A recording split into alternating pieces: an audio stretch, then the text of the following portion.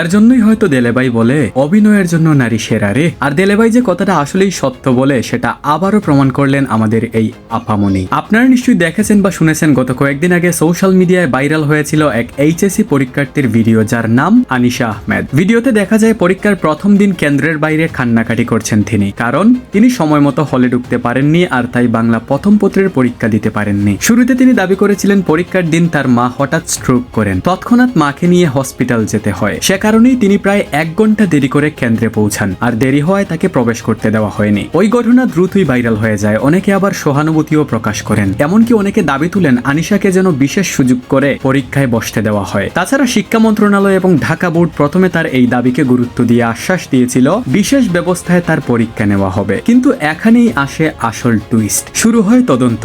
একটি তদন্ত কমিটি গঠন করে ঢাকা মাধ্যমিক ও উচ্চ মাধ্যমিক শিক্ষা বোর্ড, আরেকটি কমিটি গঠন করে তার পরীক্ষা কেন্দ্র। দুই পক্ষের তদন্তেই আনিশার দেয়া গল্পের প্রমাণ মিলেনি, অর্থাৎ মায়ের স্ট্রোক, হাসপাতালে ছুটে যাওয়া, এসবের কোনো উল্লেখযোগ্য প্রমাণ পায়নি তদন্ত কমিটিগুলা। ফলে শিক্ষা মন্ত্রণালয় তাদের আগের সিদ্ধান্ত বদলে দেয়, ঘোষণা দেয় আনিশাকে আর পরীক্ষা দেওয়ার সুযোগ দেয়া হবে না। কি বুঝতে পেরেছেন কেন দেলেবাই বারবার বলে অভিনয়ের জন্য নারী সেরা রে? আন্দাজে নিজের মায়ের স্ট্রোকের গল্প শুনিয়ে সবাইকে ইমোশনালি ব্ল্যাকমেল করেছে এই মেয়েটা। তবে সত্য কোনোদিন ছাপা থাকে না। সো ডিয়ার অডিয়েন্স, এই ইনসিডেন্ট নিয়ে আপনার যদি কিছু বলার থাকে অবশ্যই কমেন্টে জানাবেন, and please guys subscribe to our channel.